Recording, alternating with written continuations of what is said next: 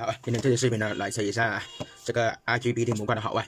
上一期我收焊机的时候，有一个粉丝问到怎么测量它那个好坏，那么这期视频呢就出期详细的把它测一下它的好坏。这种 IGBT 呢，它内部集成有一个管子，它内部的就是集成了这2个管子。我这里是拿一个给你比一下，不是真正的这个型号，它里面就是2个 IGBT 的管子，这里也标有的。这里对准这个3是这个主电的3，就这边。这是1对准主电的那个1，这不是上面是主电，这边是触发，这边是触发还有个6745，67就是这几个，45就这几个。现在怎么测量一下它的好坏呢？这里有2个，一个是坏的，一个是好的，这个是好的。我现在用好的来给你们测试一下，这个是坏的，上次换下来的，别看它还挺新，现在它内部已经是软积酸状态了。这 IGBT 呢，有这3个仪器去测，分别是指针万表、数字电桥还有数字万表。我们最常用的，我们先用数字万表来测量一下这个 IGBT 的模块，最后再用电桥和指针万表去测。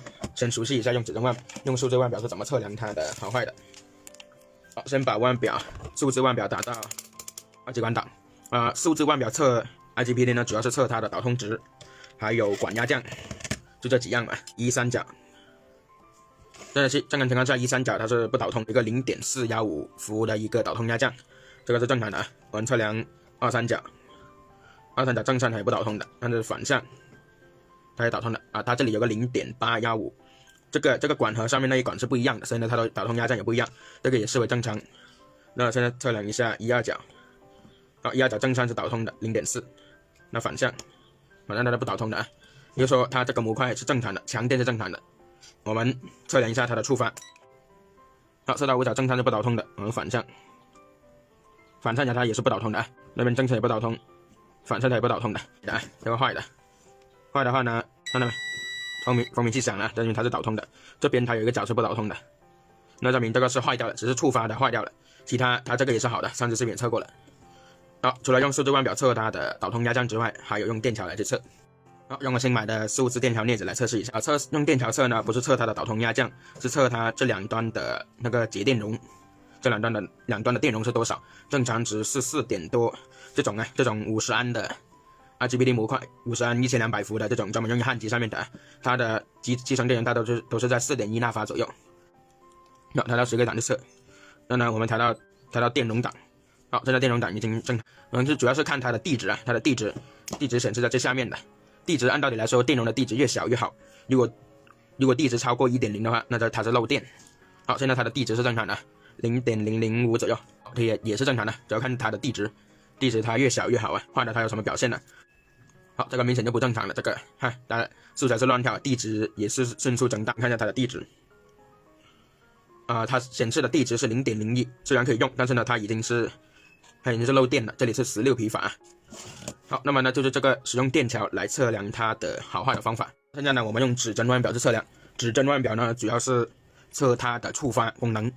每样仪器测它呢功能都是不一样的。指针万表它有个特点跟数字万表是不一样的，很多人都不知道它这个红表笔实际上是它接的是电池的负极，它的黑表笔接的是它内部电池的正极现在把万表打到10K 档乘10K， 我们先校一下0。现在我们开始测这个模块。测个模块之前，我们就首先用到2个方法。第一个，我们先用万表测量一下它的导通压降，这个指针偏到从无从大偏到0位，偏到这个0位，就证明它这个模块是好的。黑表笔达到第1管角，红表笔也就是说它的负极达到第1管角，黑表笔也是它的输出内部的电池的正极达到第3管角。我们用手触发它，用手大拇指摁住黑表笔，然后用手摁一下它最左边的第1个管角，看到没？我手冲开了它现在只是它内部已经导通了。现在我们用手大拇指抵住这个红表笔，我们打一下右边的，看看有什么现象。打一下右边的，它内部已经关断了，就证明它那个模块是好的我们再来看一下右手搭住黑表笔，触发一下它6、7管角，那现在偏转了。另一手也搭住红表笔，你触发它的右边的管角，它也下降了，证明它这个模块是好的。模块是好的前提下呢，我们也是可以了。也就证明了它有这个触发的功能，也证明它那个模块是好的。那如果不好的模块它会怎么样呢？这个手摁住黑色表笔测量一下它的触发，看到没反应用红色的手，这个手按住红色的表笔，测量一下它的，触发一下它的管脚。好，看到它没反应啊，就证明这个模块是坏掉了，模块是坏掉了。那么这个用3个仪器就可以检测出来它的 IGBT 模块的好坏。那也有的用电压法去测量它的耐压值，好，现在是第4种方法。第4种方法呢是测量一下它的耐压值。我的黑夹子夹到第1角，红夹子夹到第2角，1538伏。那这个耐压值是正常的，因为它的耐压值也可能会略高一点，因为它内部的它有些模块它用的内部的原材料都不一样，所以呢它元件会存在差异嘛。它这个如果不低，如果很低的话就异常，如果很高的话就可以了，因为它有耐压值会略高一点，这就是无所谓的。我们看一下它的那个坏的，其实坏的呢它也是正常的，因为它这边那个强电呢，它没有计算，就是它只是计算旁边的那个触发角，所以它也是好的，所以它这个一半好一半不好。所以说用耐压仪测呢也未必能测出它的好坏。现实中呢我们只能用电敲、数字腕表还有指针腕表来测量一下它的好坏。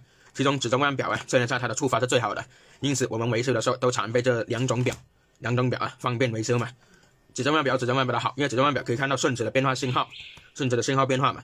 数字腕表就是不能。电桥呢它能测电容2极管、3极管，但是呢它们不能测顺子的信号。所以呢这3种仪器大家也可以备有。好这期测量的视频到这里了，感谢大家的收看。